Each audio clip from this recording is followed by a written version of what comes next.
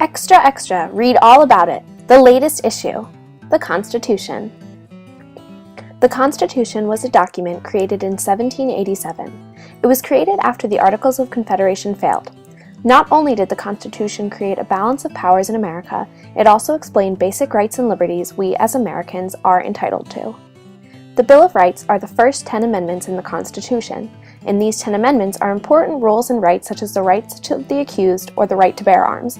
No, not the right to have bear arms. It means that we have a right to own guns in America. Probably the most important of any amendment in the Bill of Rights is the First Amendment.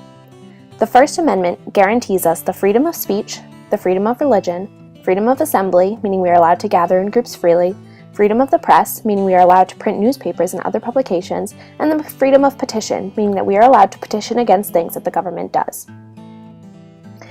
There have been some violations by the government of the First Amendment over time.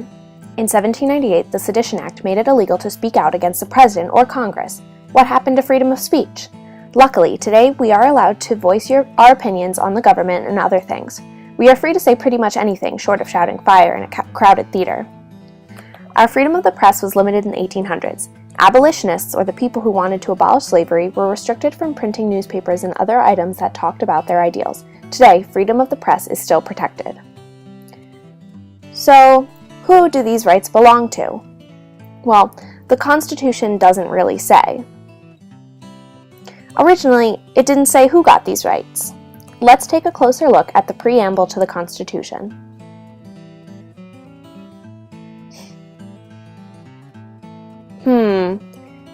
Yeah, nothing about who. It does say we the people, so you'd think this would mean they applied to everyone, but historically this is not really the case. Because it wasn't specified who got rights, many groups of people have been denied rights over time.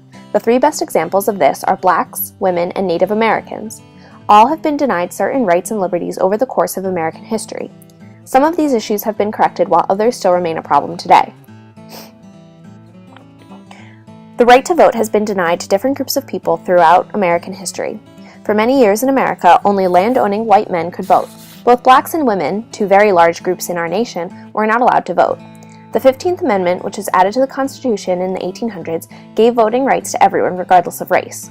This didn't solve women's problems. The 19th Amendment, added in 1920, gave voting rights to everyone regardless of gender.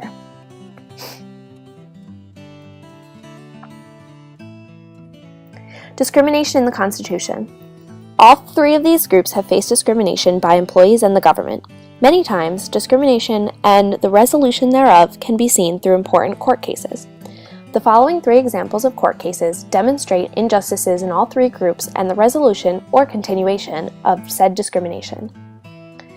One court case that is crucial in the Black Civil Rights Movement was Brown v. Board, which said that schools should not be segregated. It overturned a previous legislation saying that all facilities should be separate but equal. In a women's court case called Reed v. Reed, it was established that you cannot be discriminated against based on gender. This was an important step in the women's rights movement.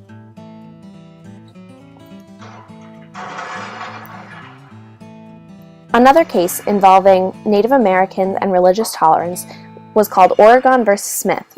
In this case, the Supreme Court denied unemployment benefits to two Oregon men because they were practicing their religion through the Native American church. This was widely attacked through religious tolerance believers.